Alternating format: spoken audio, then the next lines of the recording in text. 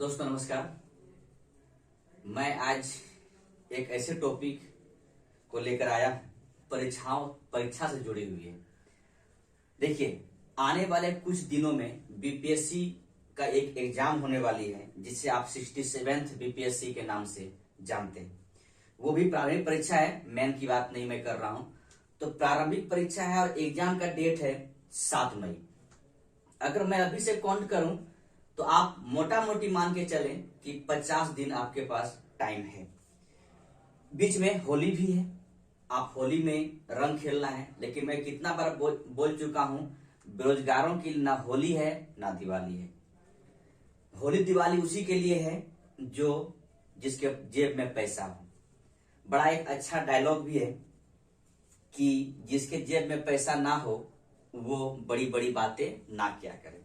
ठीक है, तो यहाँ पर जो भी स्टूडेंट अंततः इस बात के लेकर यहाँ पे आ रहा है कि जो भी स्टूडेंट स्ट्रगल कर रहे हैं अपने लाइफ को सुधारने के लिए, भविष्य को सुधारने के लिए, तो फिर उनके लिए क्या होली क्या दिवाली। जिस दिन आपके हाथ में जॉब होगा तो वो समझेंगे उसी दिन सबसे बड़ी होली और सबसे बड़ी दिवाली भी होगी।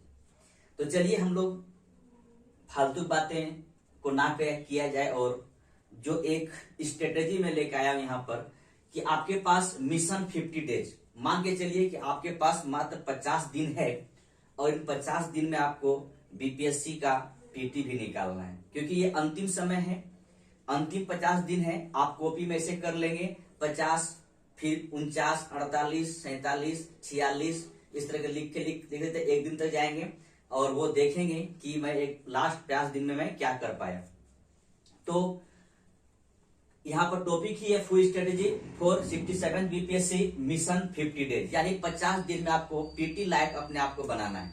ठीक है, तो कैसे बनाया जाए, इसको किस आधार पे बनाया जाए। देखिए, मैं सारे बिंदुओं पर यह चर्चा करने वाला हूं कि आपको पीटी पास करना है। देखिए, अगर जो कट ऑफ है, सपोज कीजिए कि कट ऑफ 95 रहता है, मैं नहीं कहना चाह रहा हूं कि इतना ही रहेगा। ठीक है, एक अनुमान लगाइए कि कट ऑफ 100 ही रहे, तो या तो 100 रहे या किसी का 149 रहे, क्या फर्क पड़ता है। सिर्फ आपको पास करना है, ना कि आपको यह दिखाना है कि मैं 149 लेके आया हूं और किसी के पास 100 है। दोनों में लिखेंगे और पीटी पास करना है, ना कि दिखाना है। बस आपको दिमाग में यह रहना चाहिए कि मुझे पीटी पास करना है। लेकिन ध्यान ये भी रहे कि बाउंड्री लाइन पे ना रहे, 5 नंबर ज्यादा रहे तो आप सियोरिटी रहेंगे कि हाँ पीटी मेरा हो जाएगा। देखिए, कुछ बिंदुओं पर चर्चा करेंगे, इन बिंदुओं पर आप ध्यान देंगे, शायद आपके लिए क्या बोला जाए कि आपका पीटी पास हो जाए और कहता है कि भीड़ से आप बाहर निकल जाएंगे। पीटी क्या है, एक भीड़ को छांटने का तरीका है कि भीड़ बहुत ज्यादा हो रहा है, उसको भीड़ को छांट दिया जाए। आपको पता होगा 1990 से पहले यूपीएससी पीटी भी लेती, तो अगर आज भीड़ हो रही तो पीटी लिया जा रहा है, वरना मेन डाइट लेता। अब 6.5 लाख स्टूडेंट है तो उनके लिए क्या किया जाए, भीड़ को छांटना है, पीटी लिया जा रहा है। देखिए, पहली बात आप आएंगे साइंस की तरफ। ठीक है, साइंस है, जनरल साइंस हो जाएगा। यहाँ पर बायोलॉजी, फिजिक्स और केमिस्ट्री। सबसे अधिक जो क्वेश्चन रहता है वो बायोलॉजी से रहता है, उसके बाद फिजिक्स, लास्ट में केमिस्ट्री से। मैं एक बुक का नाम बता रहा हूं आपको, उस बुक को आप कोशिश करेंगे कि पढ़ लीजिएगा। वो बुक है लुसेंट का। ठीक है, लुसेंट का जनरल साइंस करके बुक आता है। ठीक है, अगर इस बुक को आप ना पढ़ पाए तो कम से कम उनका जो ऑब्जेक्टिव दिया हुआ है आप उसको पढ़ लीजिएगा। ठीक है, आपका साइंस से क्वेश्चन नहीं छूटने वाली। वहां से 30 नंबर का क्वेश्चन पूछेगा, 30 का 30 आपसे बन जाएगा। ठीक है, बशर्ते आप थोड़ा सा स्ट्रेटेजी अपनाएंगे कि अगर टॉपिक वाइज पढ़ के आप क्वेश्चन करते ठीक है, और अगर टॉपिक वाइज ना पढ़ के सिर्फ उसके ऑब्जेक्टिव बना लेते हैं, लेकिन ऑब्जेक्टिव सोल्यूशन नहीं लेना है। क्या लेना है, लुसेंट का जनरल साइंस करके एक बुक आती है, उसको आप ले लीजिएगा। यानी सामान्य विज्ञान करके बुक आता है, उसको लीजिएगा। और जैसे फिजिक्स खत्म हो जाएगा, जो जितना टॉपिक खत्म हो, इसके बाद 500-600 उसका ऑब्जेक्टिव दिया हुआ है, उसको बना लेंगे। इस तरह केमिस्ट्री को पढ़ने के बाद ऑब्जेक्टिव दिया है, उसको बना लेंगे। और या फिर बायोलॉजी पढ़ने के बाद जो ऑब्जेक्टिव है उसको बना लेंगे। लेकिन अगर आपके पास पढ़ने का टाइम ना हो, लेकिन आप ये भी देखेंगे कि 50 दिन आपके पास टाइम है, तो आपको टाइम देना है, हर सेक्टर पे देना है। ठीक है, किसी सेक्टर को आप इग्नोर करके नहीं जा सकते। तो 50 दिन में आपको 30 नंबर कहां से यहां लेना है, जनरल साइंस से 30 मार्क का क्वेश्चन पूछेगा और 30 क्वेश्चन भी होगा। 150 फुल नंबर 150 और 150 क्वेश्चन भी होता है। लुसेंट का जनरल साइंस लीजिएगा, इससे आपको क्वेश्चन बाहर नहीं जाने वाला है। इस किताब से आप क्वेश्चन बाहर नहीं जाएगा और फिजिक्स केमिस्ट्री बायोलॉजी से पढ़ लेना है। सबसे बड़ी बात है करंट अफेयर्स, ठीक है। आज के समय में सबसे ज्वलंत मुद्दा बना हुआ है। एक समय बीपीएससी में एक भी करंट अफेयर्स नहीं पूछता था, मैं दावे के साथ कह सकता हूं, ठीक है, एक भी करंट अफेयर्स नहीं पूछता था। और आज बीपीएससी में 35 प्लस या ऐसा कह सकते हैं 30 प्लस 35 तक क्वेश्चन करंट अफेयर्स से ही पूछा जाता है। तो आप जो भी मार्केट में बुक है, मैं किसी बुक का नाम लेने नहीं जा रहा हूं, ठीक है, जो भी बुक आपको लग रहा है अच्छा है, सब बुक में एक ही चीज दिया रहता है, कुछ इधर उधर दिया रहता है, लेकिन सारे बुक को उठाएंगे और आपको ऐसे बुक नहीं उठाना है जो मानक नहीं है, स्टैंडर्ड बुक उठाएंगे और किसी एक बुक को या दो बुक को, या तो एक नहीं छोड़े दो बुक, कम से कम दो बुक को लेकर आप पढ़ लेंगे, दो मैगजीन लेंगे, दोनों को आप पढ़ लेंगे, 35 क्वेश्चन आपसे वहां पर से आ जाएगा, ठीक है। अब ध्यान इस बात कर रहे हैं कि सबसे बड़ी बात यहां पर यह हो रहा है कि आखिर करंट अफेयर्स कब तक पूछा जाए, यानी सॉरी कब तक पढ़ा जाए। कब तक का मतलब करने का मतलब है कि एग्जाम तो 12 दिसंबर को होने वाली थी, 12 दिसंबर से कुछ 23 जनवरी आया, फिर इसके बाद डायरेक्ट अप्रैल आया, फिर अभी मई है, तो क्वेश्चन तो बन चुका होगा। तो करंट कब तक पढ़ा जाए, तो दोस्तों ध्यान रखेंगे कुछ क्वेश्चन ऐसा होता है, जैसे कि मैं एक आपको उदाहरण स्वरूप में बताना चाहूंगा। 64वीं बीपीएससी एग्जाम था और मैं बताऊं उस एग्जाम में मैं भी अपियर हुआ था। उस एग्जाम में अपियर होने के बाद एक क्वेश्चन पूछा गया था कि वर्तमान में आरबीआई का गवर्नर कौन है। एग्जाम दिसंबर में थी, मुझे याद आ रहा है 17 से 28 दिसंबर को एग्जाम हुआ था। उससे 4 दिन पहले 25 दिसंबर या 24 दिसंबर को उदित पटेल को हटाकर उसके जगह पर शशिकांत दास को आरबीआई गवर्नर बनाया गया था। तो हम लोगों ने, या इंडिविजुअल मैं कहूं, ठीक है, मैंने क्या किया कि मुझे लगा कि 4 दिन पहले इसको बनाया गया है तो इसका आंसर उदित पटेल ही लेगा, इसलिए मैं उदित पटेल को टिक कर दिया। और शशिकांत दास भी ऑप्शन में था, लेकिन उसको टिक मैंने नहीं किया। अंत में बीपीएससी क्वेश्चन का जवाब, उस क्वेश्चन का जवाब देता है, उसका आंसर आता है शशिकांत दास का। तो दोस्तों ध्यान रखेंगे कुछ क्वेश्चन ऐसा होगा जो बना है दिसंबर में क्वेश्चन, लेकिन कुछ क्वेश्चन ऐसा है जो आपको तुरंत, मतलब कहने मतलब है कि 2-4 दिन पहले घटना घटी है, उसको भी याद करना पड़ेगा, ठीक है। तो मेरा एक अनुमान ये कहता है, मेरा एक कहने का मतलब इतना सा, मुझे यहां तक आने के बाद मुझे ये समझ में आ रही है कि आप लोग कम से कम मार्च तक का आप पढ़ के जाएंगे करंट अफेयर्स, ठीक है, तो आपका क्लियर हो सकता है। दूसरी बात है बजट, आपके पास बजट जब क्वेश्चन बना था उस समय, या बना होगा, जहां तक मुझे लग रहा है बन चुका होगा क्वेश्चन, ठीक है, तो उस समय बजट पूछा गया और उस समय क्वेश्चन बना हुआ है तो श्योर रहे बजट पूछेगा 21-22 का। और अभी अगर देखा जाए, अगर अभी क्वेश्चन बनाएंगे तो बजट पूछेगा कब का, 22-23 का। तो बजट में अगर डायरेक्ट क्वेश्चन ईयर देख पूछे तो कोई दिक्कत नहीं है, और ईयर दे के ना पूछे तब फिर तो दिक्कत होगा, ठीक है। तो इसीलिए आप कम से कम मार्च तक का करंट अफेयर्स पढ़ के जाएंगे तो आपका हो जाएगा। और जहां तक बुक की बात है, मार्केट में बहुत सारे बुकें हैं, लेकिन उस बुक में कुछ ही बुक जो मानक बुक है उसको आप पढ़ेंगे, ठीक है। और कम से कम 2 पब्लिकेशन का बुक पढ़ के जाएंगे तो शायद आपका काम हो जाएगा, ठीक है। तो यहां से 30 क्वेश्चन, यहां से 35 क्वेश्चन, ठीक है, यानी 65 क्वेश्चन आपका हुआ। मैथ, ये मैथ एक ऐसा बीपीएससी स्टूडेंट के लिए, मतलब क्या बोला जाए, उधर गुण में रहते हैं कि पढ़ा जाए कि ना पढ़ा जाए, ठीक है। जिसका मैथ अच्छा हो तो ये अच्छा नहीं होता है, और जिसका ये अच्छा तो ये मैथ अच्छा नहीं होता। लेकिन ध्यान रखें दोस्तों, कितनों खराब से खराब स्टूडेंट रहता है, फिर भी जिसमें मैथ में जिसका नॉलेज ना हो, फिर भी वो 5 क्वेश्चन तो बना के आते हैं, 3 क्वेश्चन तो बन जाता है, 7 क्वेश्चन पे तुक्का लगाते हैं, जिसमें 2 क्वेश्चन तो बनाते हैं। और आपके बगल में अगर अच्छा विद्यार्थी बैठ गया मैथ वाले, तब तो फिर 10 सही हो जाएगा। और ठहरे बिहार के, तो बिहार वाले को मैथ तो उतना आता ही है, तो आप इस पर जोर ना देंगे, अधिक जोर नहीं देना है, ठीक है। जोर इन दोनों पे देंगे, पहली बात तो साइंस पर और करंट अफेयर्स पर, ठीक है। अब मैं चलता हूं आर्ट्स के तरफ, ठीक है। यानी आर्ट में आपके पास हिस्ट्री है, ठीक है, ज्योग्राफी है, पॉलिटी है और इकोनॉमी है। दोस्तों सबसे पहले मैं इकोनॉमी पे आता हूं। इकोनॉमी का करने का मतलब है अर्थशास्त्र में आपको करना क्या है, बजट पढ़ना है और योजना पढ़ना है। किसका पढ़ना है, बिहार सरकार और केंद्र सरकार का। अगर 10 क्वेश्चन इकोनॉमी से पूछा जाए तो बजट और योजना पढ़ लेंगे सही तरीके से, तो 10 क्वेश्चन आपका टच कर जाएगा, ठीक है। बजट किसका पढ़ना है, बिहार सरकार का और केंद्र सरकार का। योजना किसका पढ़ना है, बिहार सरकार का और केंद्र सरकार का। इकोनॉमी से आप क्वेश्चन करंट से जोड़ के भेजा जाता है, ठीक है, तो इसको आप पढ़ लेंगे। पॉलिटी यानी राजनीति, राज्य व्यवस्था के लिए आप एकमात्र बुक पढ़ेंगे लुसेंट। अधिक मत पढ़िएगा, लुसेंट ही आपके लिए काफी है, काम चल जाएगा यहां से, ठीक है। अब आते हैं ज्योग्राफी के ऊपर में।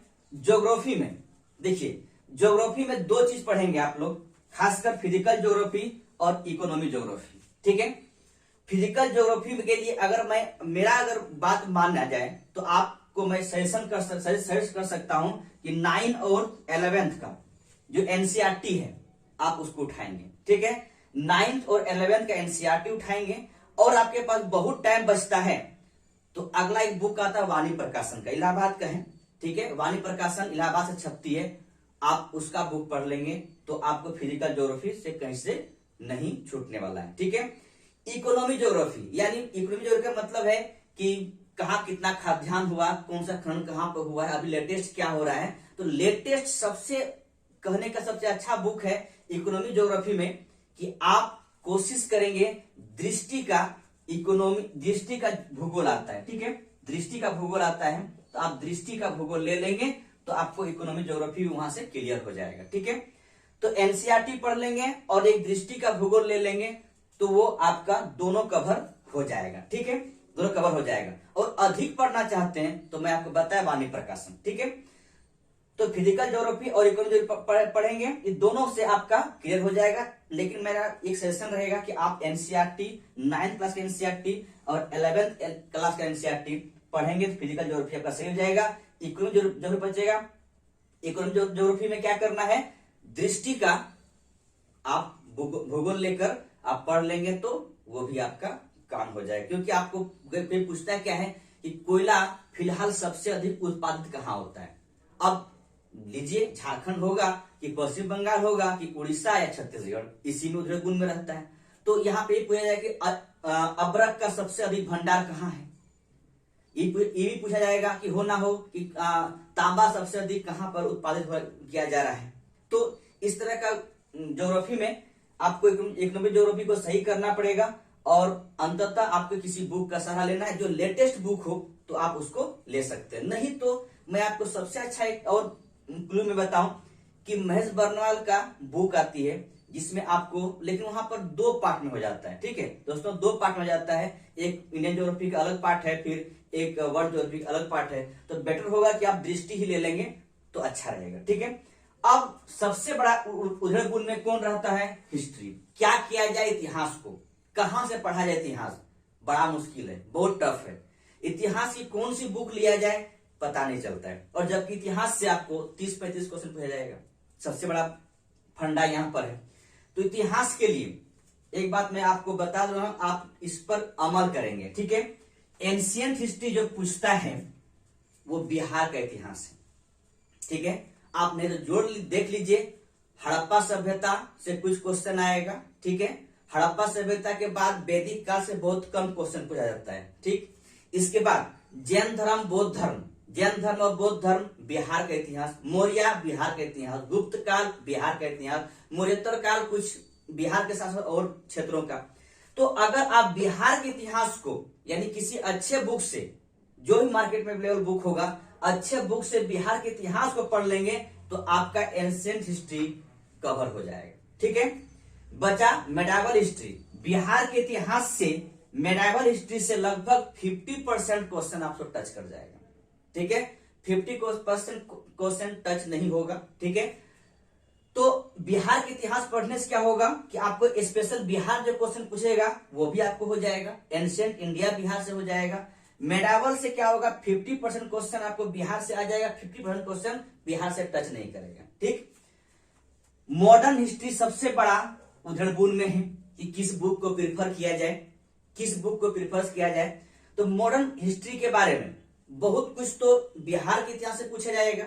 ठीक है, और कुछ चीजें हैं जो कि बिहार से बाहर रहेगा। ठीक है, जो कि पूरा इंडिया के लिए हिस्ट्री है। तो एक बुक मैं बता रहा हूं, अगर आपके पास टाइम रहे तो, ये बुक है केटीसी। मार्केट में जाके बोलेंगे केटीसी बुक दीजिए हिस्ट्री का, आपको केटीसी बुक देगा, उसमें अथाह समुद्र है वो। ठीक है, इतना फैक्ट है, कहने की बात नहीं है। आप सिर्फ उससे आधुनिक भारत पढ़ लेंगे। ठीक है, और आपके पास टाइम हो तो पूरी किताब को पढ़ लेंगे, कोई दिक्कत नहीं। तो अगर आप इस तरह करके अपने आप को स्ट्रेटेजी बनाते हैं तो मेरा एक अनुमान है कि आपका पीटी हो जाएगा। ठीक है, तो आप इस तरह करके अपने आप को 50 दिन आपके पास टाइम है और अपना एक अनुमान लेके चलिए कि मुझे किस बुक में कितना टाइम देना है, कितना पढ़ना है। ठीक है, अधिक कुछ नहीं, यहाँ पर लुसेंट का साइंस पढ़ना है। ठीक है, करंट अफेयर्स के 2 बुक मैं आपको बता रहा हूं कि 2 बुक जो भी मानक बुक होगा ले लेंगे, उसको पढ़ लेंगे। मार्च तक करंट अफेयर्स पढ़ लेंगे। मैथ का उतना दिमाग मत लगाइएगा, मैथ आपसे बन जाएगा। कितनो मतलब कहा जाए मैथ में पुअर विद्यार्थी हो फिर भी वो बन जाएगा, 5 क्वेश्चन आपसे बन जाएगा, 5 ही क्वेश्चन दिक्कत है। ठीक है, जहां तक आर्ट्स का विषय है यानी इकोनॉमिक में आपको बजट और योजना पढ़ना है बिहार और केंद्र सरकार का। पॉलिटी में कुछ भी मत दिमाग लगाइएगा, लुसेंट उठाएंगे, पॉलिटी अच्छा से पढ़ लेंगे, पॉलिटी आपका वहां से 10 क्वेश्चन 10 ठीक हो जाएगा। ठीक है, ज्योग्राफी में मैं आपको बताया, फिजिकल ज्योग्राफी में एनसीईआरटी का 9th और 11th का बुक। इकोनॉमिक ज्योग्राफी में भूगोल करके एक दृष्टि का भूगोल आता है, उसको ले लेंगे, इससे हो जाएगा काम आपका। मॉडर्न इंडिया की बात, हिस्ट्री का बात हुई तो एंशिएंट इंडिया में बिहार का अच्छी बुक। ठीक है, उसको ले लेंगे, हिस्ट्री आपका एंशिएंट कवर हो जाएगा। मेडाइवल उससे कुछ कवर हो जाएगा, कुछ मेडाइवल छूटेगा। तो केटीसी आपको मैं बोला कि केटीसी बुक लेंगे, वहां पर तीनों इतिहास के बारे में दिया हुआ है, यानी एंशिएंट, मेडाइवल और मॉडर्न। केटीसी बुक ले लेंगे आपका ये भी कवर हो जाएगा। ठीक है, तो आप अपने आप को आज से लगिए और आप ये सोच के चलिए कि मेरे पास कोई पर्व पूजा नहीं है और मेरे पास 50 दिन टाइम है, मुझे पीटी निकालना है। और अगर आप इसको फॉलो करेंगे तो मुझे उम्मीद है कि आपका पीटी हो जाएगा। आप एक बार फॉलो कीजिए। ठीक है, और मैं क्या बताऊं, फॉलो करेंगे पीटी हो जाएगा, अच्छा नंबर आ जाएगा। तो हो ना हो आपका, शायद मुझे आप याद करेंगे, यही वाला बात है। और मैं आपको एक और बात बताना चाहूंगा कि होली के बाद मैं कुछ बीपीएससी का प्रैक्टिस सेट कराने जा रहा हूं। ठीक है, इसी चैनल के माध्यम से आपको मिलेगा, आप लोग जुड़े रहिए। एकदम फुल बीपीएससी का जो प्रैक्टिस सेट होता है मैं आपके पास ला रहा हूं और उसमें आप लोग जुड़े रहेंगे। तो हो ना हो मुझे उम्मीद है कि आपका पीटी पास करवाने का कुछ मतलब भागीदार हो सकता हूं। ठीक है, पूर्णतः तो मैं नहीं कर सकता हूं क्योंकि क्या बोला, अच्छा अथाह समुद्र में डुबकी लगाने वाली बात है।